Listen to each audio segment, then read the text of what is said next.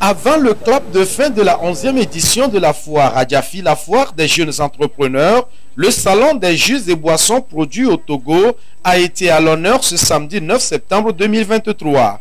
Deuxième édition du genre, ce salon se veut une vitrine pour les jeunes entrepreneurs togolais de faire parler de leurs produits que sont les jus et boissons transformés localement. Je viens de déguster gingembre, jus de gingembre.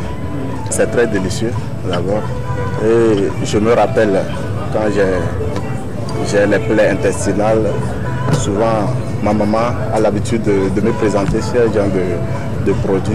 À la première prise en même temps, c'est ce qui m'est venu à la tête. Sinon c'est très bon. Anamis, digestion, régulation, jus de détox. Donc je vais dire que le goût est assez fin. On dirait même qu'il y a eu la peau qui a été comme une infusion dedans. Donc j'ai apprécié le goût et puis déjà j'ai commencé par avoir faim. Produire, oui, mais il faut aussi vendre. Et c'est là le fil rouge à franchir par les jeunes entrepreneurs. De la production à la commercialisation, c'est autant de défis à relever, ce qui justifie ce panel organisé par les responsables de la foire Adjafi pour mettre tous les acteurs autour d'une table de discussion. À cette occasion, les jeunes entrepreneurs présentent les difficultés de leurs entreprises. Lorsque nous parlons des difficultés dans le secteur de jus, il y a d'abord la première difficulté, c'est la conservation des jus. Nos productions sont des productions naturelles. Et si nous disons naturelles, c'est que nous n'avons pas de la technologie pour faire une conservation que les gens appellent chimique. Au niveau de Champizo, nous sommes une maison de nutrition, donc nous avons fait le choix de mettre sur le marché des jus qui sont 100% naturels. L'autre difficulté, c'est la difficulté de l'emballage. Aujourd'hui, le client ou le consommateur veut l'emballage qui est plastique ou bien l'autre emballage, ce sont des canettes pour que ça soit facile, transportable et tout ça. Mais dans notre concept, nous ne faisons que des fabrications de jus dans des bouteilles. Et donc, vous voyez, ces bouteilles sont cassables et sont difficiles à transporter et donc c'est une difficulté. Nous avons eu d'autres difficultés, ce sont des difficultés en termes de prix de vente de nos produits. Vous savez que sur le marché, il y a des jus que vous pouvez tirer au grand marché qui sont à 200, à 150, à 250.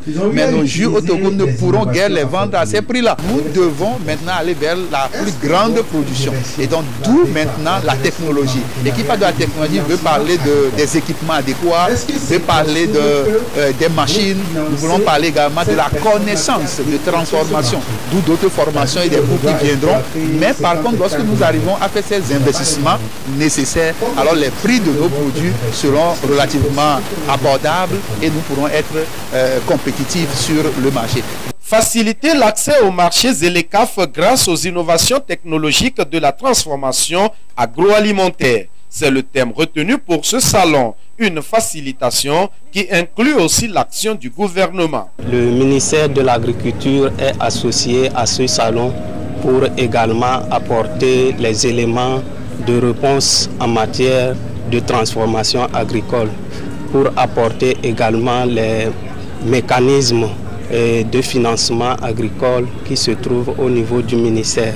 Pour les jeunes qui veulent exporter leurs produits agricoles, ils doivent savoir qu'il y a un mécanisme qui existe au ministère de l'Agriculture, en l'occurrence au niveau de l'ITRA, qui permet de certifier les produits agricoles made in Togo et qu'ils doivent s'approcher de ces structures-là pour connaître les normes pour exporter leurs produits. Pour être présents sur le marché international, les jeunes entrepreneurs se doivent de produits qualité et aussi quantité. Chaque citoyen est aussi encouragé à consommer local afin de promouvoir et de valoriser les productions du terroir.